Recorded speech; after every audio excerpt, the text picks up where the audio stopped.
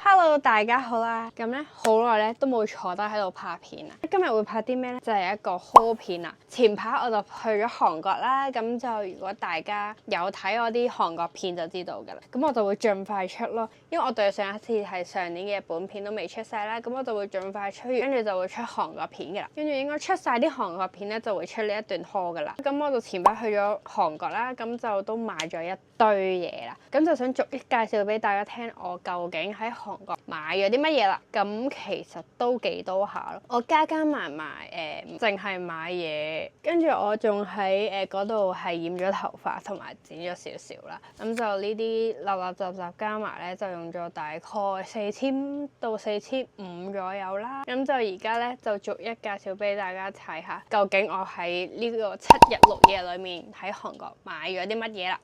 係啦，咁可能咧，其實呢段片咧就應該會分為2集啦。如果太長嘅話，其實大部分嘢咧我都係喺 Olive Young 度買啦。咁就佢佔嘅比例比較多啦。咁我就首先介紹咗喺 Olive Young 買嘅嘢先啦。主要都係啲護膚品嘅嘢啦，因為韓國買真係比較平啦，同埋入定啲貨啦。咁首先咧，我就買咗2盒呢個嘅綠番茄嘅精華啦。咁佢真係其實好平咯。等我睇翻個價錢先。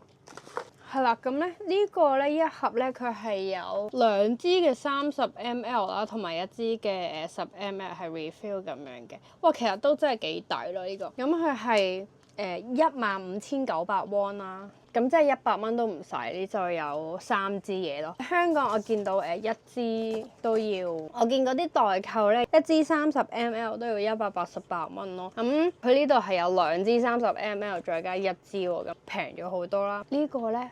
平時有時候我用開其他精華咧，係可能我搽完之後會好有啲粒粒地啦，但係佢呢個係好，我覺得有啲乾爽咯，同埋我啲毛孔真係細咗咯，用完佢之後，即係我啲 friend 啊、屋企人有講話我啲毛孔係細咗，跟住應該都係用呢個嘅關係咯，因為我未用之前咧都係即係啲毛孔都係比較大咯，跟住所以我就買咗2盒啦。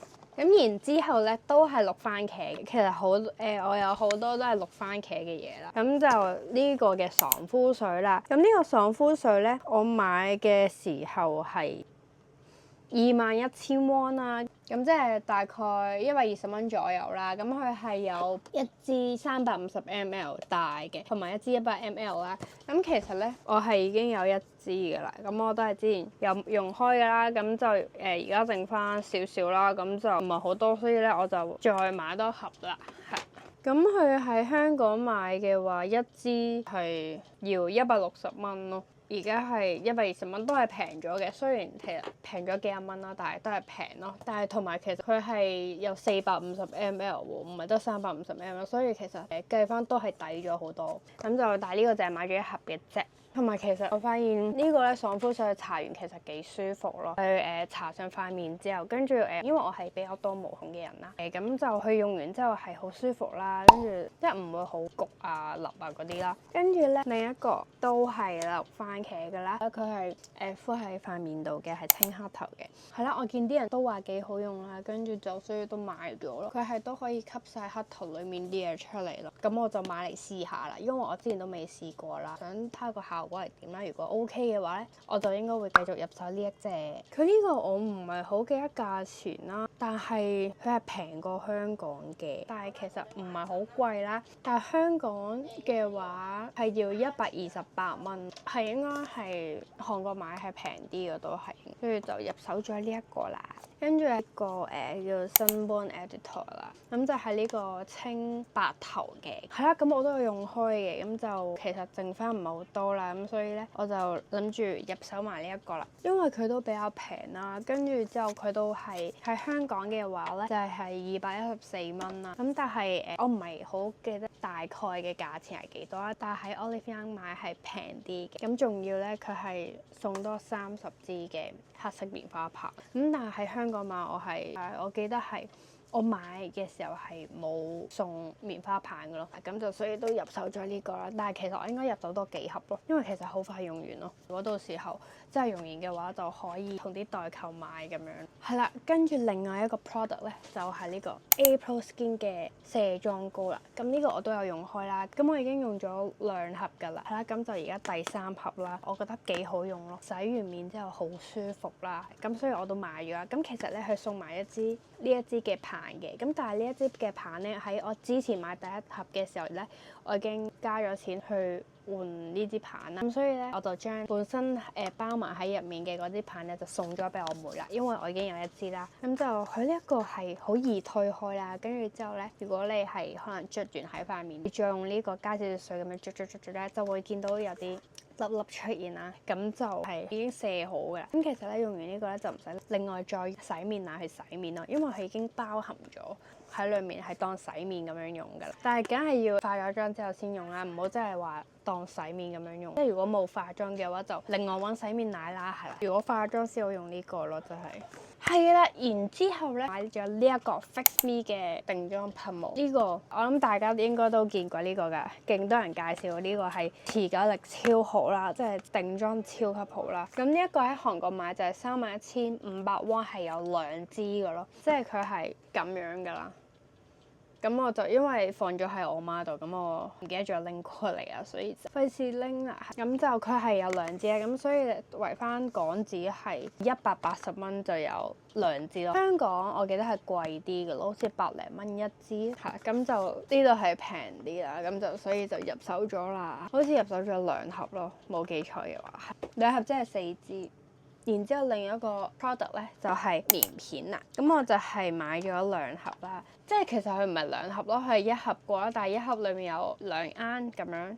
咁咧其實我本身用嘅棉片咧都係綠番茄呢個嘅，綠番茄呢個我已經用咗2盎啦，呢個第2盎嚟嘅。但係咧我想試下啲新嘢啦，咁所以咧我就買咗2盎呢個，佢係都好多人推薦嘅呢個，但係就冇綠番茄咁 hit 啦。我都想試下呢個牌子嘅棉片係好唔好用啦，因為我自己係油性皮膚嚟，咁就其實用好多護膚品咧，我好快即係可能啲面霜搽完都會有陣時黐粒粒啊。好唔舒服啊，成塊面咁。但係有陣時咧，即係我用啲棉片咧，佢係好清爽咁樣啦。咁我就想試下用另外一隻棉片，咁就入手咗呢一隻。呢個係個牌子名啦，係啦。咁諗住就入手個新嘅，係啦。咁就佢係2盒過咯，係啦。咁其實因為佢都幾平啊，我發現 Olivia 好多嘢都係做1+1，即係買1送1啦。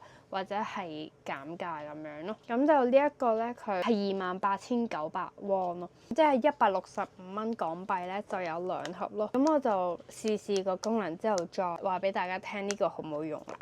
咁一開始嘅時候咧，我就覺得佢好似冇咩效果啦，敷完都，同埋我唔係好中意陣味啦。但係用耐咗就覺得，咦，佢都幾清爽喎。呢個就係零零地嘅效果啦。跟住咧就係到化妝品類啦，但係化妝品類咧就好少得2個 item 嘅啫，因為我主要都係睇啲護膚品啦，咁化妝品嗰啲其實我用好耐都未用晒啦，加上我唔係成日化妝嗰啲啊，咁所以就唔使點買住啦。我發現係喺 Olivia 淨係買咗1樣化妝品，咁就係呢支 Free CE 嘅唇膏啦。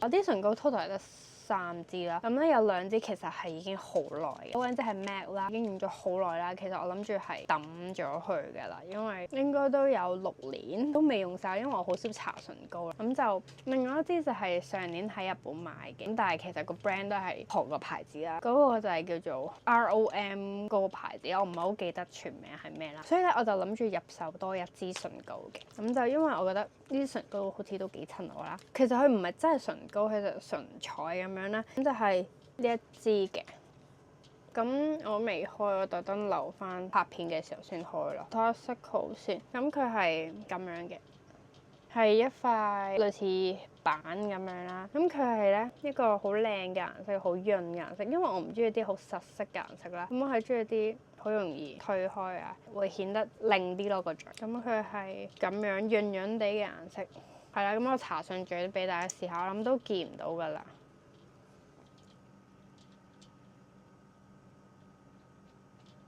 係咯，唔知大家見唔見到有啲顏色啦？但係其實我已經搽咗咯。之後咧，佢有陣香味咯，佢係一陣果味，我唔係好識形容，但係好香咯隻味。係啦，唔知大家見唔見到啦？其實真實睇係有啲亮面嘅，但係鏡頭睇可能睇唔到啦。就係呢支 3CE 嘅唇膏啦。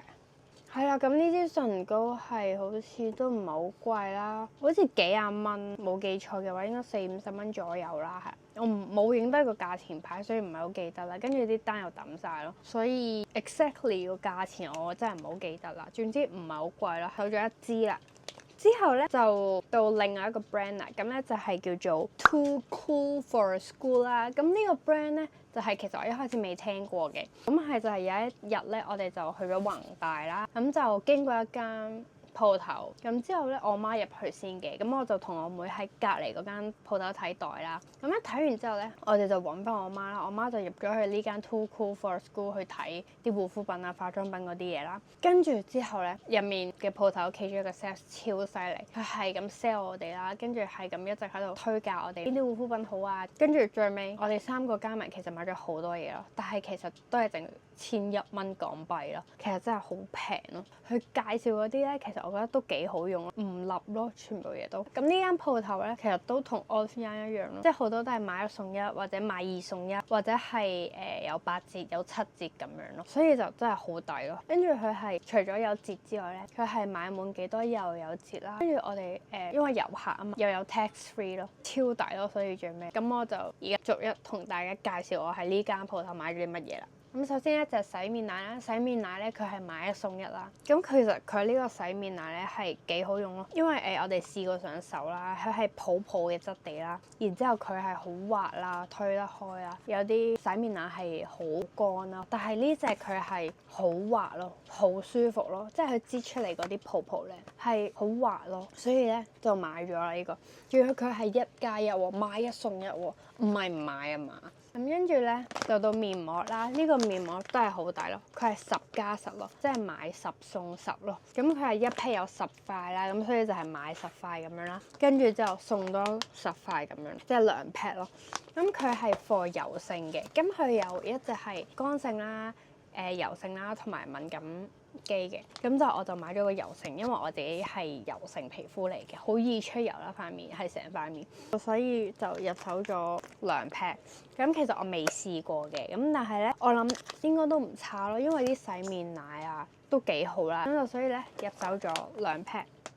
咁其實咧有啲即係可能爽膚水啊、落妝水啊，我哋都有買嘅，但係其實咧嗰啲就主要係我媽買啦，因為我哋會 share 嚟用啦。咁就主要我買嗰啲就係我介紹嗰啲咯，而家。咁跟住咧就到化妝品嘅部分啦。咁就其實喺呢間嘢化妝品算係買得比較多少少啦。咁但係其實唔係話特別多。首先咧，我就買咗呢一個防曬。佢呢個防曬咧，我有用過幾隻防曬。咁嗰幾隻防曬我搽完都係好笠嗰啲，但係佢呢一隻真係好勁，我搽完之後佢一啲都唔笠咯。佢係有2隻防曬嘅，一隻係有色啦，一隻係冇色，但係好似可以收晒毛孔咁樣。咁我就買咗個有色咯，佢有陣香味嘅，接俾大家睇下啦。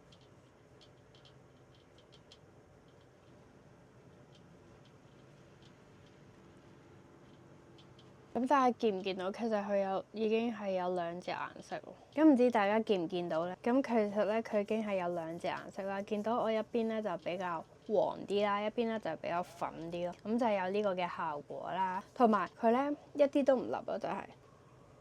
即係有啲咧真係會好笠啦，但係佢係好乾爽咯。我覺得大家如果係去韓國嘅話，都可以去呢間度睇下咯。咁佢明洞都有分店嘅，但係我哋嗰日就去咗弘大啦。弘大嗰間比較細啲啦，咁明洞嗰間咧就比較大少少嘅，大家都可以入去睇下啦。呢一支防曬有40% off，即係6折啦，係即係1800蚊左右6折，係超級平咯。即係60蚊左右就有啲防曬入手，仲要係唔笠嗰隻咯，係超舒服咯，真係我覺得。係啦，跟住咧就到一支嘅 primer 啦。咁呢支 primer 咧都係好好用咯。係啊，咁呢支 primer 佢係做緊20% off 啦，嗰陣時即係8折咯。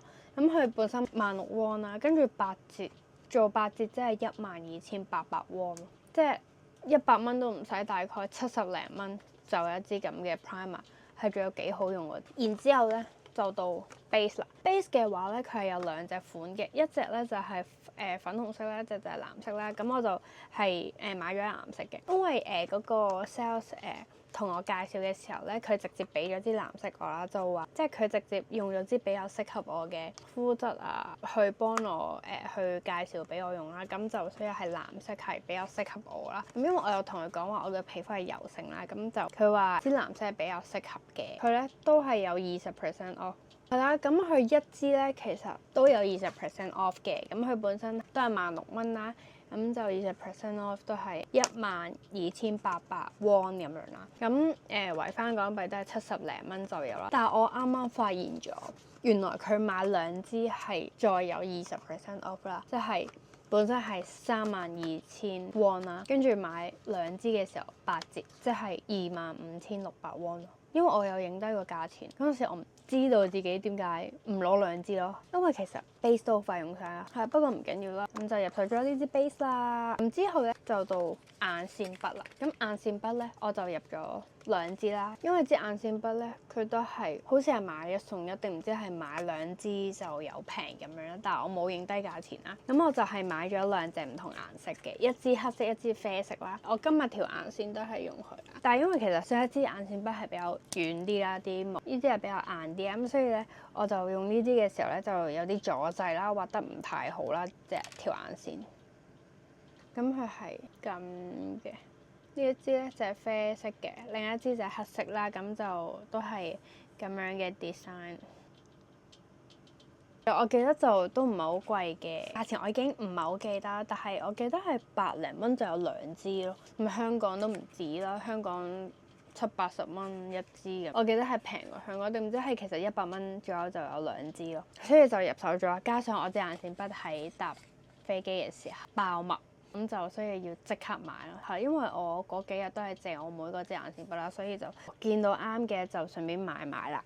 跟住我原來記錯咗，我啱啱睇翻啲相，原來呢個洗面奶咧係買2送1咯。咁我哋梗係攞3支啦，因為咁平喎，梗係攞3支啦，係咪？所以最尾係有3支咯。我諗另外一支係放咗喺我媽度咯，因為一支都想用咯。咁咧佢見我哋買咁多嘢，其實送咗係勁多試用裝俾我哋啦。跟住就又送咗呢一支係啦，另外一隻色嘅防曬啦。咁呢一支我就可以拎佢去旅行啦。咁呢一支好似係冇任何嘅顏色嘅，咁就送咗呢個同埋勁多嘅試用裝，係咁喺呢一間鋪頭就買咗咁多嘢嘅，係啦。咁之後咧喺最後一間鋪頭咧，就嗰啲鋪頭周街都係㗎啦，唔係藥房，但係都係買啲護膚品啊、化妝品嘅嘢啦。咁就係我唔係好記得個鋪名，但係因為周街一樣啦，咁就買咗個胭脂撲。咁咩叫胭脂撲咧？就係好得意喎，佢係咁咧，佢係呢度見唔見紅色？因為下面有啲粉啊，咁佢就啪就會